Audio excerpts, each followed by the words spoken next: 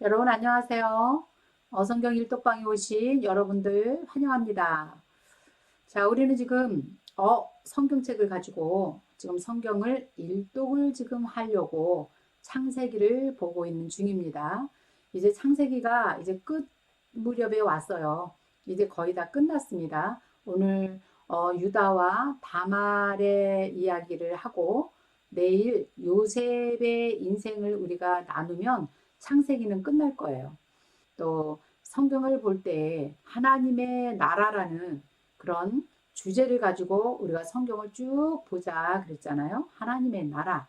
그래서 하나님께서 나라를 만드실 때 아브라함을 1번으로 하나님의 나라 주민등록번호 1번 하면 아브라함으로 그 다음에 이삭 그 다음에 야곱 이렇게 하나님의 나라가 흘러가면서 하나님의 나라 백성들이 만들어지는 과정 그 과정 속에서 하나님이 일하셨던 그런 깊은 경륜들을 우리가 보면서 지금 성경을 보고 있는 중이거든요. 자, 야곱 같은 그런 인생 가운데서도 하나님은 함께 하셨고 야곱같이 살아가는 저와 여러분 가운데서도 하나님의 은혜는 여전히 지금 21세기에도 지금 저와 여러분 가운데 하나님의 은혜가 임하고 있다는 사실을 우리가 붙들고 가면서 성경을 보자 그랬습니다. 자, 그래서 성경을 보는 가운데 하나님이 아브라함에게 주셨던 그 말씀, 내가 너로 인하여 모든 민족이 복을 받게 할 것이다. 너는 가나안의 이 땅을 내가 내 후손에게 이 땅을 주리라. 그렇게 약속하신 하나님의 그 언약이 이삭에게도 임했고요. 그 다음에 야곱의 인생 가운데서도 계속 끊임없이 하나님께서 그 말씀을 야곱에게도 들려주셨잖아요. 그리고 야곱에게도 두려워하지 말아라. 이제 너 가나안 땅으로 가라. 내가 너와 함께 할 것이다.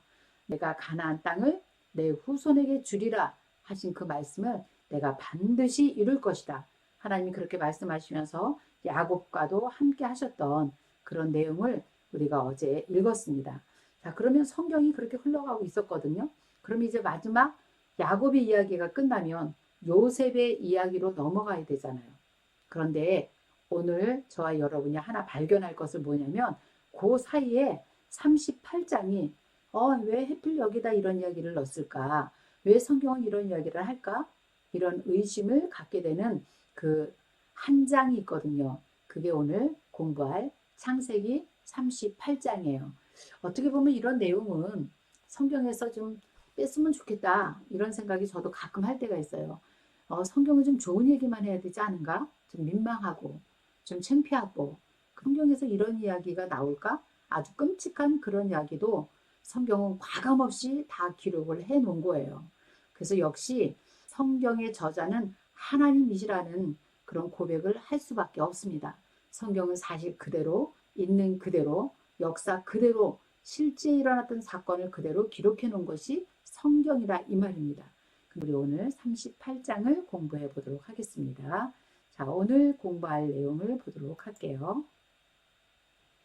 창세기 38장 이즈음 유다에게 일어난 창피스러운 사건이 있었다. 근데 그 사건은 뭐냐?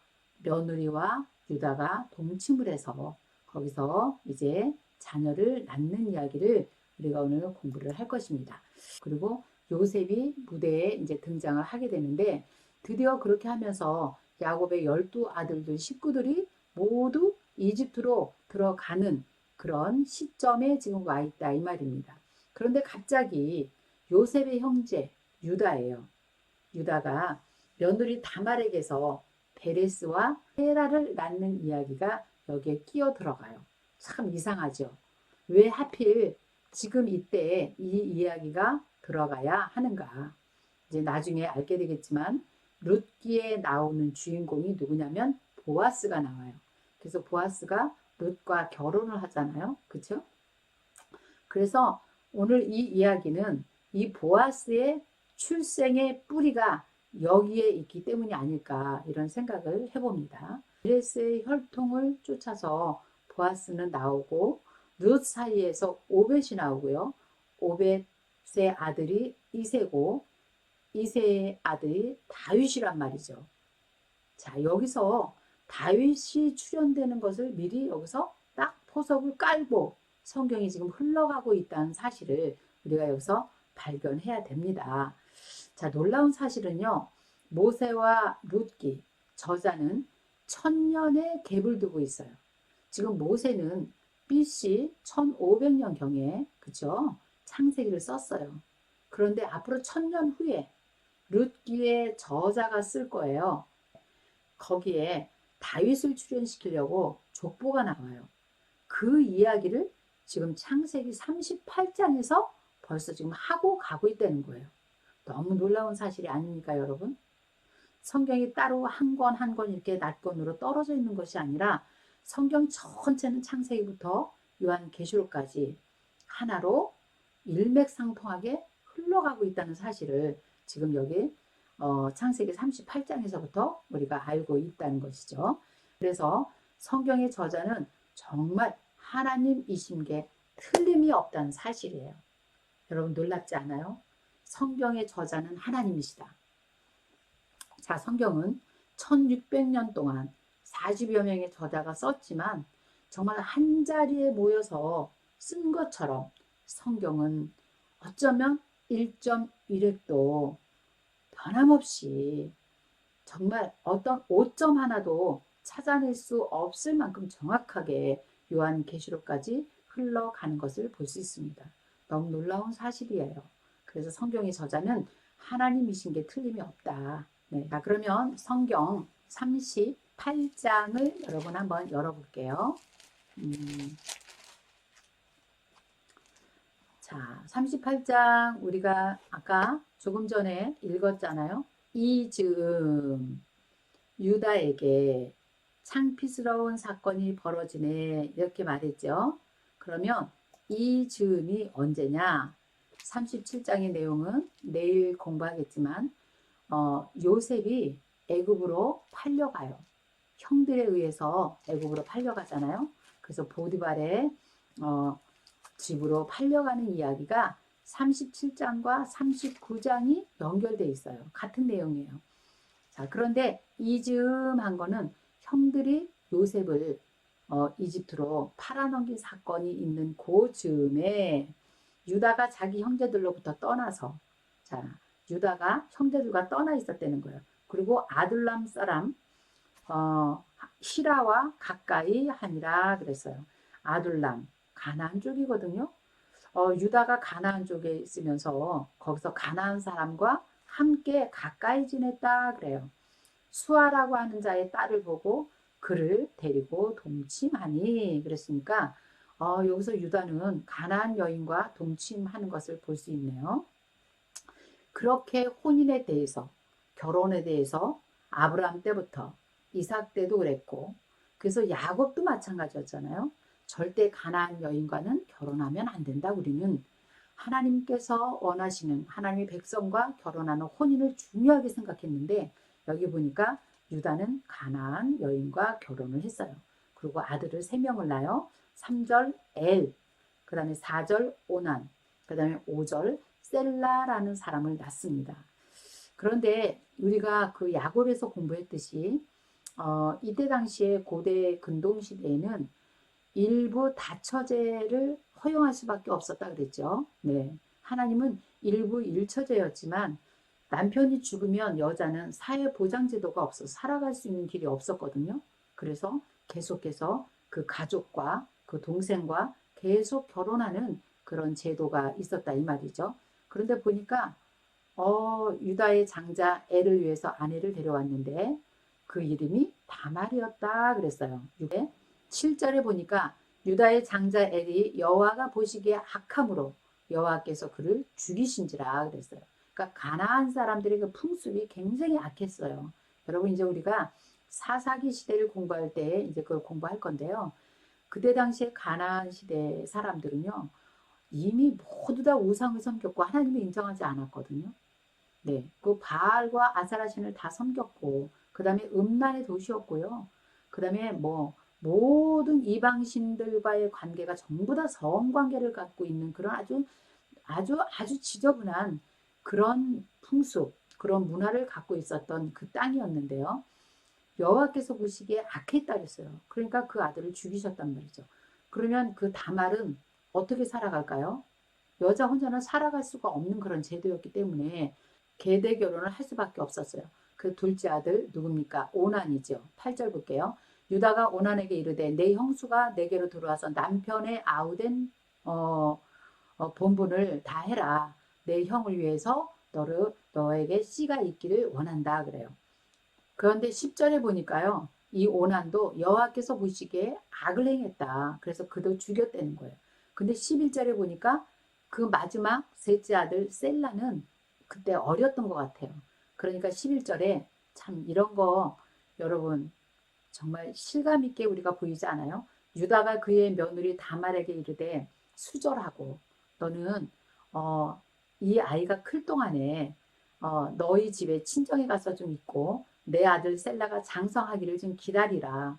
셀라도 그 형들 같이 죽을까 염려한다. 다말이 그의 아버지 집에 그냥 있었다는 거예요. 자, 그러니까 결국은 다말이 혼자 살아갈 수가 없었어요. 12절에 보니까 얼마 후에 유다의 아내 수아의 딸이 죽은지라. 그러니까 유다의 아내도 죽은 거예요.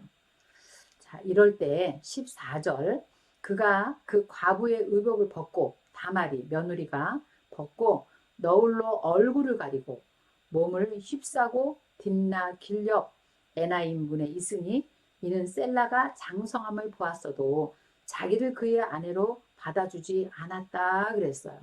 자, 이런 문화예요. 그러니까 다말이 굉장히 남편이 죽고 나서 다말이란 여인이 그 삶이 기가 막힌 거 아닙니까? 이럴 때 다말이 이제 너울 그 과부의 의복을 벗고 얼굴을 가리는 너울을 쓰고 창녀로 이제 변신을 하고 그다음에 시아버지와 이제 관계를 갖게 되는 거죠. 그렇죠? 그런 내용이에요. 근데 그 시아버지가 다른 소리를 할까봐 볼게요, 여러분. 18절에 보니까 그가 이르되 무슨 담보물을 내게 주랴 이렇게 물어봅니다. 그가 이르되 당신의 도장과 첫 번째 도장과 두 번째 끈과 당신의 손에 있는 지팡이를 나에게 담보물로 주시오 이렇게 얘기해요. 그러니까 다말이 그걸 갖고 있어요. 근데 이제 정말 다말이 창녀가 아니었다는 것을 나중에 알게 되잖아요. 여러분 자세히 한번 읽어보시면 좋습니다. 그래서 결국 이 다말이 아이를 낳게 되죠. 그런데 이 유다가 얼마나 깜짝 놀라겠어요. 자기는 창녀하고 동침을 했는데 그리고 25절에 보니까 그때 담보물로 주었던 그것을 유다에게 보여주잖아요. 그렇죠? 도장과 끈과 지팡이 보여주죠. 26절 유다가 그것들을 알아보고 이르되 그는 나보다 옳도다 이렇게 말해요. 이제 인정하게 되는 거죠. 내가 그를 내 아들 셀라에게 주지 아니하였던 것이 이런 일을 내가 자초했구나. 그래서 해산할 때 보니까 쌍둥이가 나오는데 형이 베레스 그 다음에 30절 동생 이름을 세라라 불렀더라 그랬어요. 여기서 베레스라는 이름이 지금 등장하잖아요. 자, 이제 우리가 이 베레스라는 이름을 창세기 38장에서 우리는 이제 알고 있는 거예요. 자, 이 이름이 왜 나왔는지는 모르지만 아무튼 베레스라는 이름이 나와요. 그리고 이제 성경은 창세기, 그 다음에 민수기, 그 다음에 여호수아, 사사기, 그 다음에 사사기 뒤에 룻기가 나오잖아요. 비로소 룻기에 갔을 때 이 베레스라는 이름이 나오거든요. 여러분 한번 룻기를 한번 찾아봅시다. 룻기 4장 18절을 가서 한번 확인해 볼게요.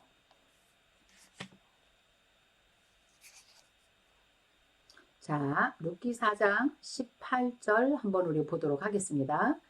자, 베레스의 계보는 이러하니라. 자, 창세기 38장에 나왔던 그 베레스예요. 베레스는 헤스론을 낳고 헤스론은 람을 낳았고 람은 암미나답을 낳았고 암미나답은 나손을 낳았고 나손은 살몬을 낳았고 살몬은 보아스를 낳았고 보아스는 오벳을 낳았고 오벳은 이새를 낳고 이새는 다윗을 낳았더라 그래요.